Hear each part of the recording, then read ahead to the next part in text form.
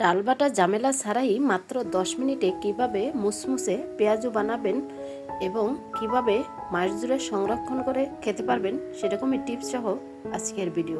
সাথে আছে ঝামেলা ছাড়াই ডিম চপ রেসিপি। দুইটা রেসিপি লাইক দিয়ে শেষ পর্যন্ত দেখার অনুরোধ রইল। হ্যালো এভরিওয়ান, আসসালামু আলাইকুম, welcome back to my channel. আপনারা সবাই কেমন আছেন? আশা করি যে যেখানে আছেন সবাই অনেক অনেক ভালো আছেন এবং সুস্থ আছেন। আমি আলহামদুলিল্লাহ মোটামুটি ভালো আছি। কাছে অথবা দূরে, দেশ অথবা দেশের বাইরে যে যেখান থেকে ভিডিওটি দেখছেন সবাইকে অসংখ্য ধন্যবাদ। সবার জন্য অনেক অনেক দোয়া এবং শুভকামনা রইল। কথা না বাড়িয়ে চলে যাচ্ছি মূল রেসিপিতে। ডাল বাটার ঝামেলা ছাড়াই মুসমুসে পেঁয়াজ বানানোর গোপন টিপস, একদম ঝামেলাবিহীন। শেষ পর্যন্ত দেখুন, আশা করি খুবই ভালো লাগবে। প্রথমে আমি নিয়েছি 1 কাপ মশারি ডাল। ডালটা প্রথমে কয়েকবার পানি পাল্টিয়ে ধুয়ে নিচ্ছি। এখন এটা 2 ঘন্টার জন্য ভিজিয়ে রাখবো। এটা ভিজিয়ে রেখে দিচ্ছি আর বাকি কাজগুলো করে নিচ্ছি। তা পেঁয়াজটা বানানোর জন্য প্রথমে লাগবে আমার পেঁয়াজ। এখানে পরিমাণ মতো পেঁয়াজ নিয়েছি। পেঁয়াজ একটু পরিমাণে বেশি দিলে পেঁয়াজও খেতে কিন্তু খুবই টেস্টি হয়। তাই পেঁয়াজগুলো একদম পাতলা করে কেটে নিচ্ছি। বন্ধুরা, ভিডিওটি স্কিপ করলে অনেক কিছুই মিস করবেন। স্কিপ না করে শেষ পর্যন্ত দেখার অনুরোধ রইল। আশা করি দুইটা রেসিপি খুবই ভালো লাগবে। রমজানে অনেকে ডাল বাটতে ঝামেলা মনে করে বা পেঁয়াজু খেতে পারেন না, তারা এই টিপসটা অবশ্যই ফলো করবেন। একদম অল্প সময়ে বানিয়ে পুরো মাসের জন্য সংরক্ষণ করে রাখতে পারবেন এবং সবসময় বানিয়েও খেতে পারবেন। তো এক এক করে সবগুলো পেঁয়াজ আমি কেটে নিচ্ছি।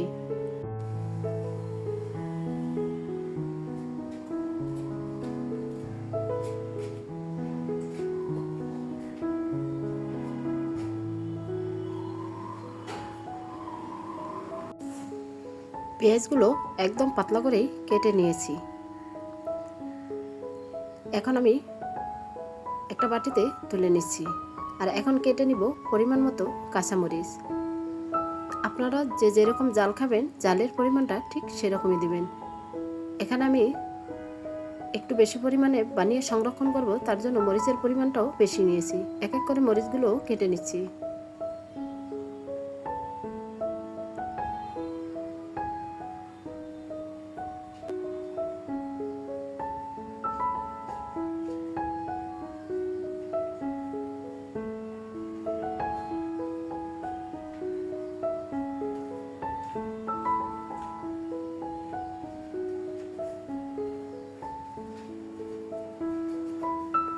মরিচগুলো কাটা হয়ে গেছে। এখন কেটে নিব ধনিয়া পাতা। ধনিয়া পাতাও একদম কুচি করে কেটে নিয়েছি। তা বাটিতে তুলে নিলাম। 2 ঘন্টা পর ডালগুলো দেখতে পাচ্ছেন ফুলে ডাবল হয়ে গেছে। এই ডালগুলো কোনো রকমই বাটতে হবে না। এখন ডালগুলো অফ ক্যামেরায় ভালো করে ধুয়ে পানিটা ছেঁকে নিছি। এখানে এক ফোঁটাও পানি থাকা যাবে না। তো পুরো পানিটা ঝরে গেছে। এখন ডালগুলো একটা বাটিতে নিয়ে নিচ্ছি। এখন এক এক করে সবগুলো উপকরণ দিয়ে দিব। এখানে দিয়ে দিচ্ছি পেঁয়াজ কুচি, দিয়ে দিচ্ছি কাঁচামরিচ কুচি, ধনিয়া পাতা কুচি,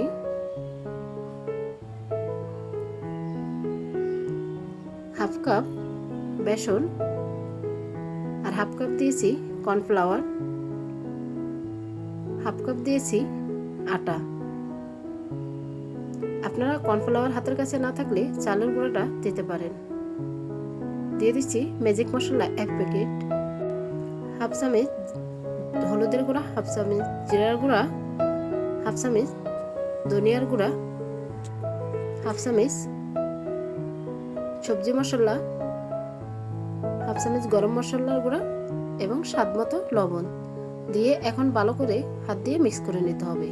একটু সময় ধরে মিক্স করে নিতে হবে।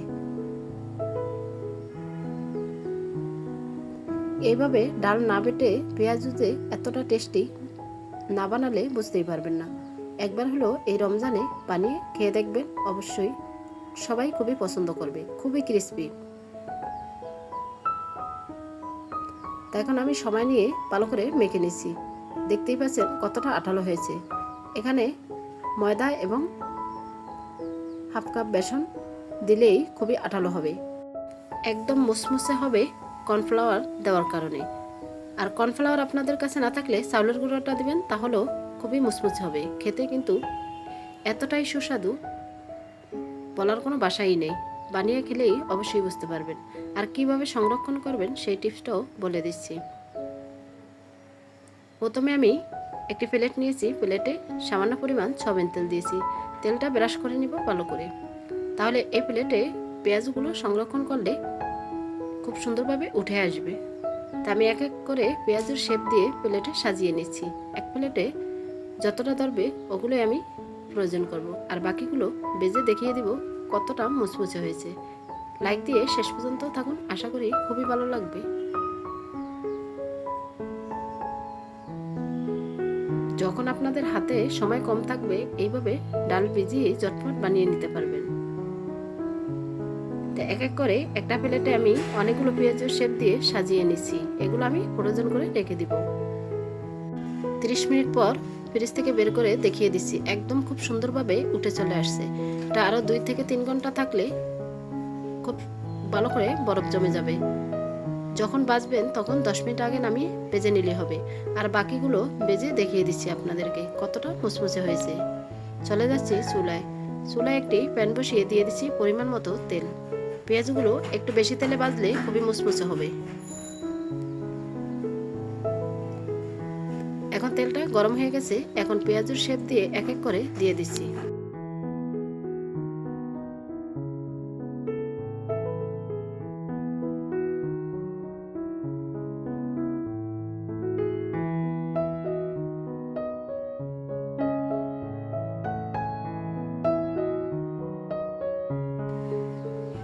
পেঁয়াজগুলো এক পাশ হালকা করে হয়ে গেছে, এখন আমি একটা চামচ দিয়ে উল্টিয়ে নিচ্ছি।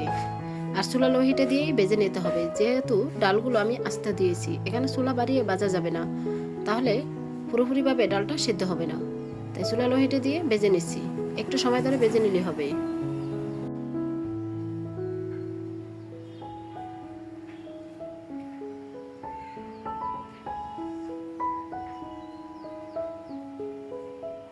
ডাল বাটা ঝামেলা ছাড়া এত সুন্দর পেঁয়াজ বানানো যায়, ভিডিওটি না দেখলে বিশ্বাসই করতে পারবেন না। আমরা অনেক সময় হাতে সময় থাকে না, পেঁয়াজও বানাতে পারি না। তা একদম সহজ পদ্ধতিতে দেখিয়ে দিছি, আশা করি অনেকের অনেক কাজে লাগবে এই রমজানে। রমজানে কম বেশি সবাই বাজার জিনিসগুলো পছন্দ করে, কারণ ইফতারের পর যদি পেঁয়াজ ও বেগুনি, আলু চপ, চনা বুট না হয় তাহলে মনে হচ্ছে যে কিছুই খাইনি। ফল ফ্রুট তো সবসময়ই থাকবে, কিন্তু সাথে ভাজা পোড়া হালকা পাতলা খেলে কিন্তু ভীষণ ভালো লাগে। দেখতেই পাচ্ছেন পেঁয়াজগুলো ভাজা হয়ে গেছে, একটা প্লেটে এক এক করে তুলে নিচ্ছি। আর পরিবেশন করে দেখিয়ে দিচ্ছি কতটা লোভনীয় হয়েছে। বন্ধুরা, দেখেই বুঝতে পারছেন কতটা মুচমুচে হতে পারে। একটা ভেঙে দেখিয়ে দিচ্ছি, ডালটাও পুরোপুরি সিদ্ধ হয়ে গেছে। এখানে আমি কিছু কাঁচামরিচ দিয়ে পরিবেশন করে নিচ্ছি। ইফতার টেবিলে এরকম পাটাপাটি ঝামেলা ছাড়াই যদি পেঁয়াজও থাকে, অনায়াসে সবাই তৃপ্তি করে খেয়ে নেবে। আর বাকিগুলো দেখতে পাচ্ছেন ফ্রোজেন করে রেখে দিচ্ছি, ফ্রিজ থেকে বের করে আবারও দেখিয়ে দিচ্ছি। এইভাবে পেঁয়াজগুলো একদম 1 মাসের জন্য আপনি রাখতে পারবেন। এভাবে পাতলা করে ফ্রিজে রেখে দিয়ে তারপর যখন শক্ত হয়ে যাবে একটা বক্স করে নিতে পারবেন।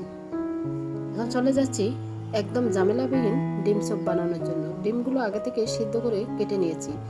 এখন ব্যাটারটা তৈরি করে নিব। নিয়েছি 2 কাপ বেসন, আর নিয়েছি ভাজা জিরার গুঁড়া, ধনিয়ার গুঁড়া, হলুদের গুঁড়া, মাংসের মশলা, স্বাদ মতো লবণ, আর দিয়েছি চাট মশলা, দিয়েছি 1 চামচ লাল মরিচের গুঁড়া। দিলে কালারটাও খুব সুন্দর আসবে এবং হালকা জাল জাল লাগবে, খেতে কিন্তু ভীষণ টেস্টি হবে। আর দিয়েছি 1/2 চামচ বেকিং পাউডার। বেকিং পাউডারটা দিলে খুবই ফুলকো হবে। এখন আমি শুকনো উপকরণগুলো ভালো করে মিক্স করে নিয়েছি। এখন পানি দিয়ে ব্যাটারটা রেডি করে নেব।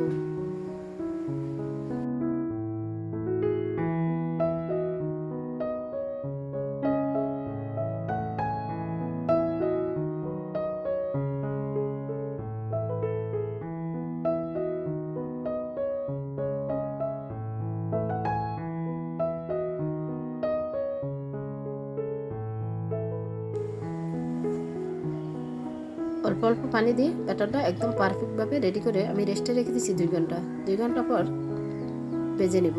এখন ব্যাটারের ভিতরে ডিমগুলো দিয়ে এক এক করে ভেজে নিচ্ছি। এই ডিম স্যুপগুলো বাচ্চারা খুবই পছন্দ করে, একদম ঝামেলাবিহীন ডিম স্যুপ বানানো যায়।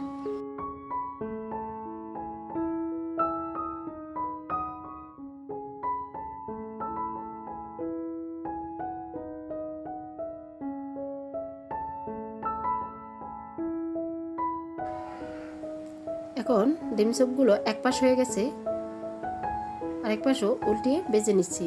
ব্রাউন কালার হয়ে গেলেই নামিয়ে নেব। তা ভাজা হয়ে গেছে, এখন আমি একটা প্লেটে নামিয়ে নিচ্ছি। দেখতেই পাচ্ছেন একদম অল্প সময়ে কিভাবে 2টি ইফতার রেডি করে ফেলছি।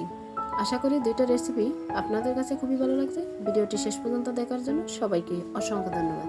সবার জন্য অনেক অনেক দোয়া এবং ভালোবাসা রইল। চ্যানেলে নতুন হলে চ্যানেলটি সাবস্ক্রাইব করে বেল অন করে রাখতে পারেন নিত্য নতুন খুব সহজ সহজ রেসিপি পাওয়ার জন্য। আজকের মতো এখানেই বিদায় নেব। আবারও দেখা হবে নেক্সট কোনো রেসিপির সাথে। ততক্ষণে আপনারা সবাই ভালো থাকবেন, সুস্থ থাকবেন, নিজের খেয়াল রাখবেন, পরিবারের খেয়াল রাখবেন। আসসালামু আলাইকুম, আল্লাহ হাফেজ।